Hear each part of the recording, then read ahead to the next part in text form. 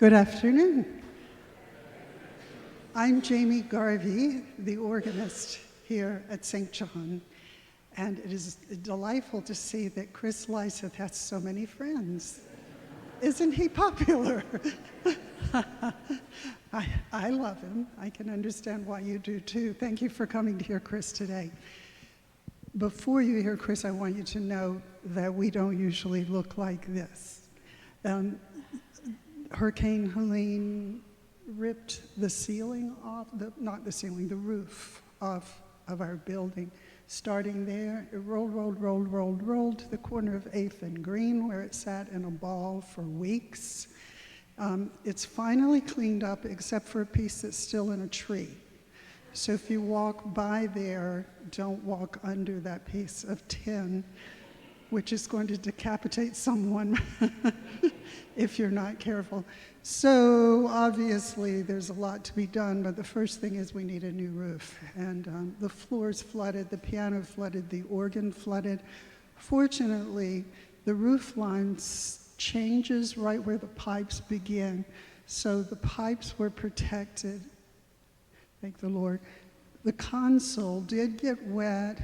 The organ builder in Iowa sent their key action person right away.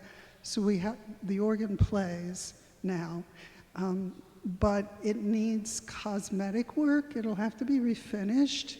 So if you want to take a look at it, just bear in mind that it's not as pretty as it should be, and we will take care of that later after we have a roof and a floor and pews and a new piano. We have to get a new piano, just heartbreaking. But today, Chris prepared this concert to be played at a church in Columbia. Something went wrong. They couldn't host him on the date that it was supposed to happen. So he had all this music prepared, and we said, come play it here. So then it was all prepared to be played here, and we had a hurricane. This is the third attempt, and I think it's looking like it's going to happen.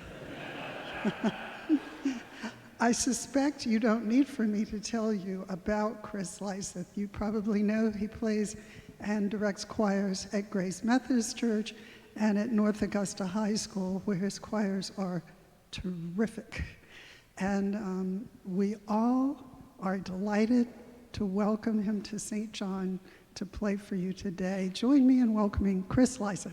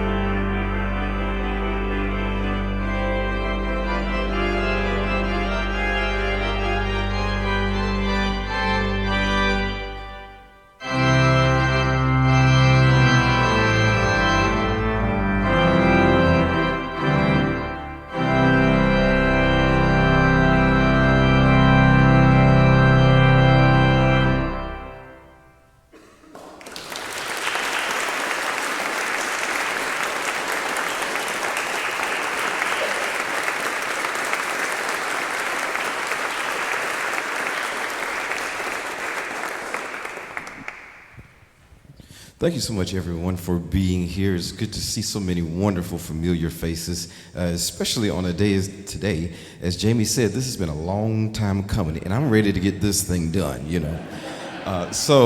First, I want to say thank you for being here, and it means so much to have so many of you here. We'll get into some of that later. The piece you just heard is entitled Jubilate by Fela Sawande, who was a Nigerian composer of the early and mid 20th century who actually was educated at the University of London.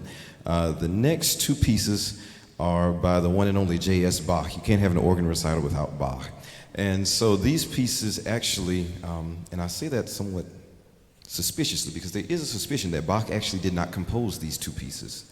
It's sort of questionable at this point, but we're going to say that he did because it just adds to his reputation, his growing and budding reputation. So these are two preludes and fugues, and each of these is sort of a pair. There's the prelude, which is followed by the fugue. So technically, with these two pieces, we're actually hearing four short pieces, really, is what it is. And so I do hope you enjoy those two preludes and fugues of J.S. Bach. Thank you.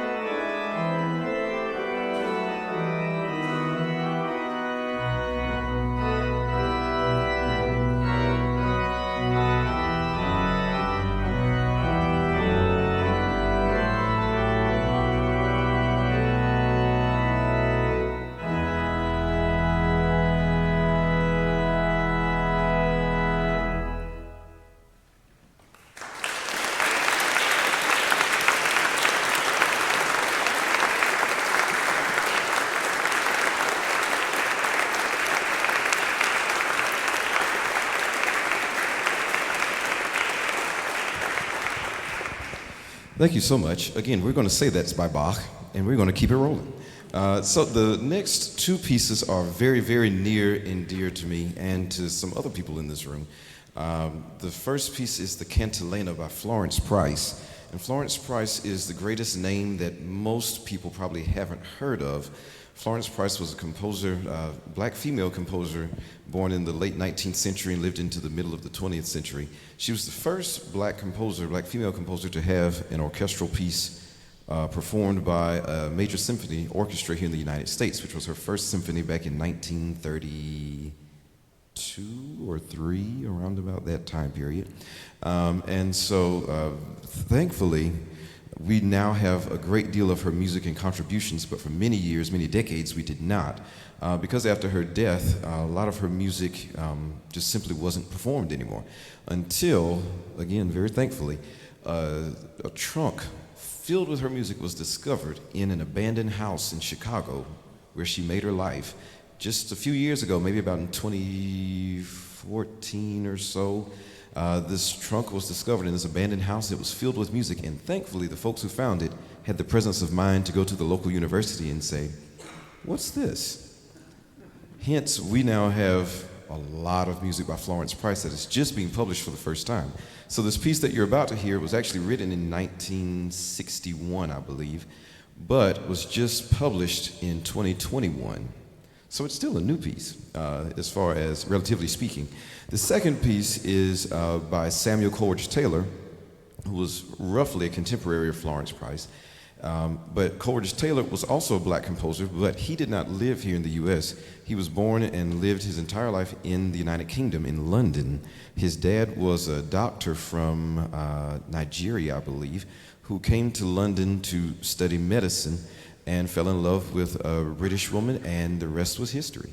So I hope you enjoyed these two pieces by two very, very, very significant, really geniuses of music, who maybe we aren't so familiar with. Thank you.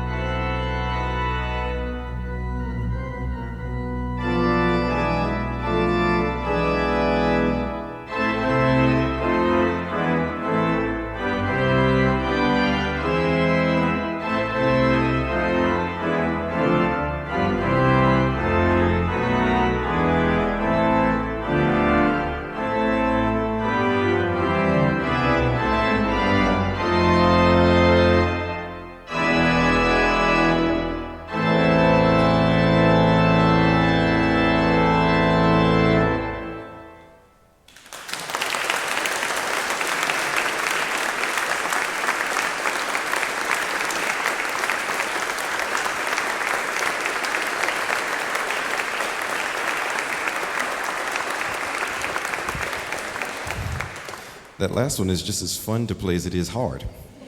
So I'm glad you enjoyed it. Glad it came off. The next piece is by John Ireland, who was an English composer from the turn of the century.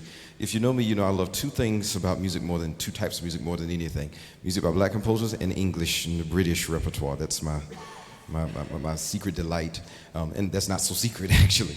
And so John Ireland was one of those composers from what a lot of people consider to be the golden age of English composition. He studied under Charles Stanford, who is, perhaps the biggest name in English liturgical music at the Royal College of Music. He knew most of or really all of the prominent composers of the day, Finzi, my favorite, Herbert Howells, and the others. And this piece is exceptionally gorgeous, which Ireland actually wrote as a piece for strings and later was arranged by Alec Rowley for organ. The second piece is the exact opposite of that, by Pietro Jan, the Toccatina, which will be quite a refresher after the Ireland piece. It's absolutely exquisite in its simplicity. So I hope you enjoy these two pieces.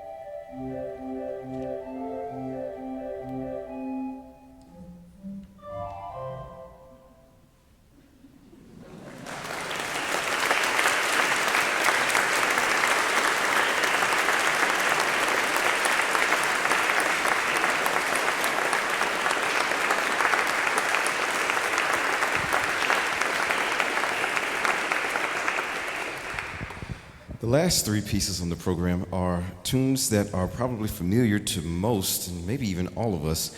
Each of these is based on a hymn tune or folk song, or in the case of the last one, a civil rights protest song. But these are hymns or tunes that become part of our sort of musical vernacular, music that we all know, we all enjoy, we can all hum along to and sing in some fashion.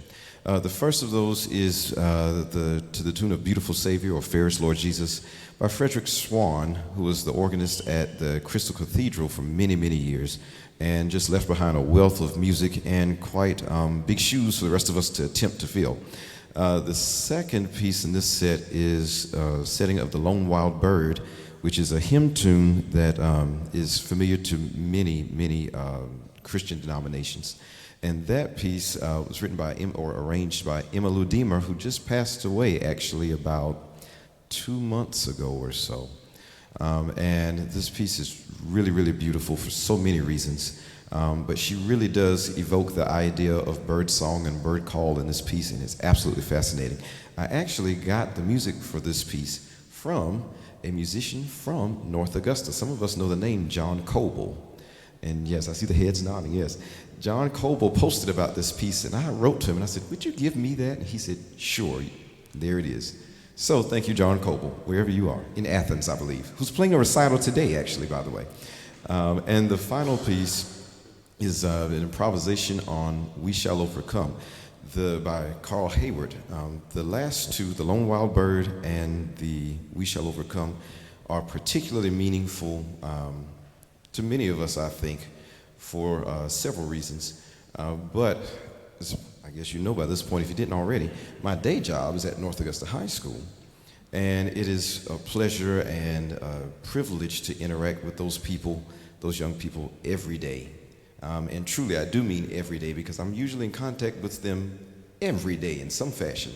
And I see many of those faces here today, and I'm going to ask y'all to just humor me. If you were a student at North, the word/R, a student at North Augusta, raise your hand really quickly, please. Mm-hmm.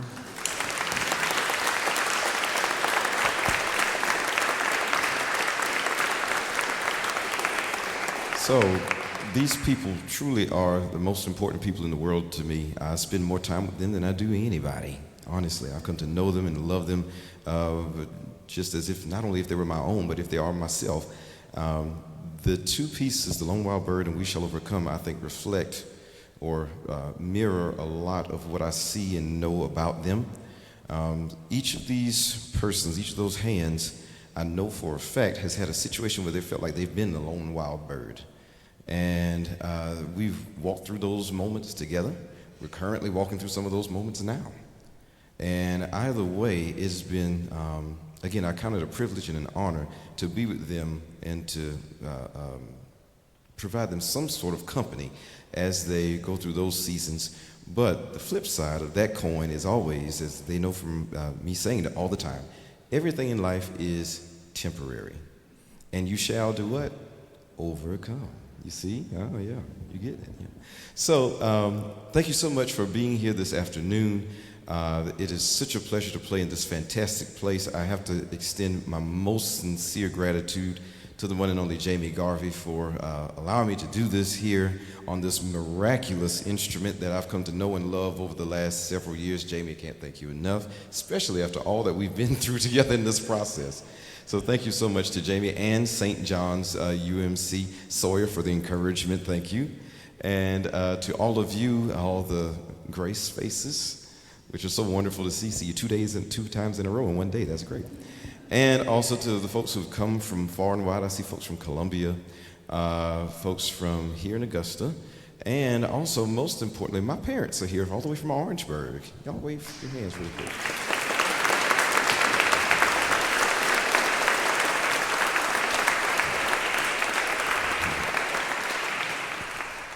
And also Hayden, who came from Clemson, but we won't hold that against him. So, again, thank you so much for being here. It's been a pleasure to finally hear this music in this space, on this instrument, with people who have hopefully enjoyed it along with me. Thank you so much for being here, and we hope to see you again.